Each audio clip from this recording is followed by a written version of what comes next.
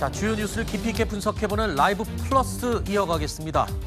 조금 전에 들으신 것처럼 국가정보자원관리원 본원에 발생한 화재로 인한 전산망 마비 사태, 오늘로 이제 나흘째 이어지고 있습니다.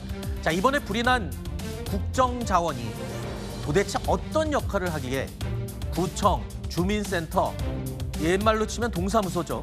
현장에서 대혼란이 발생했습니다. 물론 이제 조금씩 복구는 되고 있지만 궁금합니다. 일단 어떤 곳입니까? 왜 이렇게 전국이 마비가 되는 거죠? 저 안에 있는 것이 데이터입니다. 그 데이터, 정보와 데이터인데 그 데이터가 손실이 되면 두 가지가 마비됩니다. 하나는 국가의 기능이 마비됩니다. 아하. 예를 들자면 아까 화장센터 라든지 민원 접수라든지 이런 부분들은 대국민 서비스인데 이 대국민 서비스가 불가능해져요. 네. 그게 이제 국가의 기능이 마비되는 거고, 두 번째는 개인의 그러니까 개인임을 인증하는 어떤 그런 상황들이 많습니다. 예를 네. 들어서 사인이 내가 예를 들어서 거래를 한다, 부동산 거래를 하건 사인 간의 거래를 하건 또는 내가 복지에서 뭘 타건 간에 내가 나임을 입증하는 건 나에 대한 데이터를 국가가 인증해야 되거든요. 네. 그 데이터가 바로 지금 대전 본원에 있는 데이터입니다. 이게 마비되면 국가의 기능과 개인의 어떤 사적인 행위, 이것이 모두 다 마비될 수밖에 없죠. 그렇군요. 자, 그런데요. 이번에 불이 왜 났는지, 그러니까 화재 원인을 두고도 여러 가지 의혹이 제기되고 있습니다. 일단 이번 불의 시작은 배터리였습니다. 그 리튬 이온 배터리가 또 이번 화재의 시작이었습니다. 전산실 내에 이 UPS와 배터리가 있는 게 상당히 위험하기 때문에 이거를 물리적으로 분리하기 위해서 UPS와 배터리를 지하로 옮기려고 하는 작업이었습니다. 배터리에서 불이 난 것이 맞습니다. 하나의 전산실에 전기를 공급하는 UPS 배터리 장치에서 불이 났다고 생각을 하시면 될 것 같고요.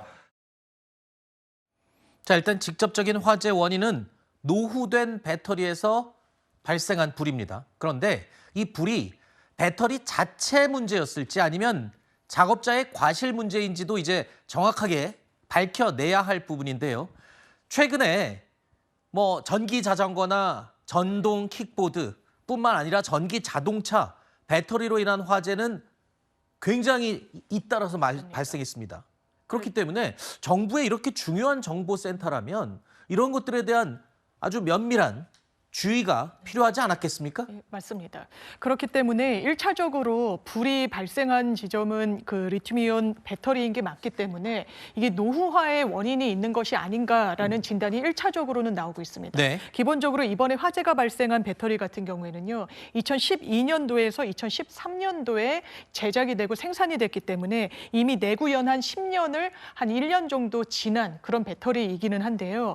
이 배터리가 직접적으로 노후화됐기 때문에 불이 난 것인가에 대해서는 좀 의견이 갈리는 부분이 있습니다. 최근에 올 6월에도 배터리 상황을 점검을 또 실사를 진행하기도 했었는데 그 결과 외관상이나 기능상의 어떤 위험 신호는 감지되지가 않았다는 거예요. 그래서 또 하나 가능성으로 열어두고 들여다보고 있는 게 이 배터리를 이동시키고 있는 작업 중에 화재가 발생했기 때문에 분리하는 과정에서 제3업체의 좀 전문성이 비교적 결여된 직원들이 네. 혹시 실수를 하거나 떨어뜨리거나 한 가능성은 있지 않은가, 이 부분까지 전부 두루두루 살피고 있는 상황입니다. 네.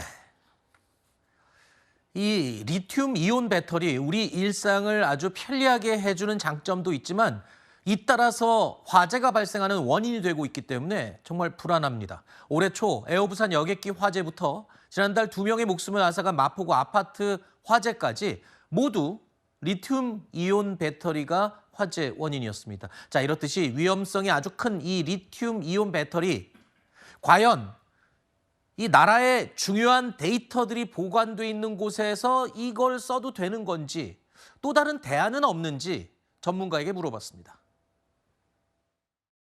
그 리튬이온 배터리는 여러 가지 이제 화재 위험성에도 불구하고 지금으로서는 가장 충전 효율성도 좋고 수명도 길어요. 현실적으로는 가장 좋은 거기 때문에 이걸 많이 쓰고 있고요. 평소에 시나리오를 세워서 만약 화재가 나면 어떻게 진화하고 빨리 복구할 것이냐, 이거에 대한 여러 가지 훈련들을 민간기업은 하고 있는데 정부는 그걸 안 했던 거죠.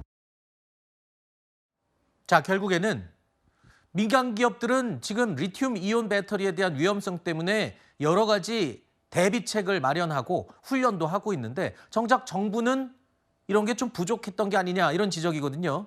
그러니까 정부가 위험 대책을 미리 세웠어야 한다는 말인 겁니다. 그런데요, 3년 전 여러분 기억하시죠? 카카오톡이 전체가 일정 기간 먹통 사태가 발생했습니다. 그 당시에 정부가요, 카카오 등 민간 기업을 향해서 이 비상대책 미비를 아주 강하게 질타했습니다. 그러면서 강제적으로 이 서버가 마비되거나 화재가 났을 때 이에 대비하기 위한 이중장치를 마련하라라고 지시를 했습니다. 그래서 민간 기업들은 그 이후에 이런 먹통 사태를 대비해서 서버 구축에 이중장치를 맞습니다. 모두 맞춰놨습니다. 그렇습니다. 그런데 정작 정부는 그걸 안 했다면서요. 그렇습니다. 그 이유도 황당합니다. 그러니까. 예산이 없어서. 예, 그게 사실상 책임 전가 방식으로 논의가 흘러가는 부분도 있는데요. 많은 분들이 기억하시다시피 3년 전에 카카오톡의 먹통 사태가 상당히 큰 사회적 문제가 됐었습니다. 그러니까 왜 백업센터가 제대로 기능하지 않느냐. 앞으로는 민간 기업들이 시민 불안과 불편을 최소화하기 위해서 어느 한 곳이 화재나 다른 사고로 제대로 작동하지 않았을 때 똑같은 기능을 수행하고 백업을 할 수 있는 다른 공간을 확보하라라는 정부 지침이 있었고 민간 기업들은 이미 그렇게 하고 있는 겁니다. 정작 그런 지침을 내렸던 정부에서는 이 부분이 제대로 가동되지가 않았던 문제점이 있었던 건데 사실상 예산이 260억 이상이 이제 편성은 됐습니다만 이 부분이 전 정부에서 집행이 되지 않았다. 아니다. 이 부분과 관련해서도 이번 정부의 과실이 더 크다. 좀 정치권 공방으로까지 이 백업 쌍둥이 센터를 둘러싸고도 좀 번지고 있는 그런 양상입니다. 네, 정치권의 공방은 조금 접어둬야 될 것 같습니다. 지금 일단 급한 불을 꺼야 되겠죠. 이게 만약에 정치권 공방이나 정쟁으로 번진다면 국민들이 가만 있지 않을 겁니다.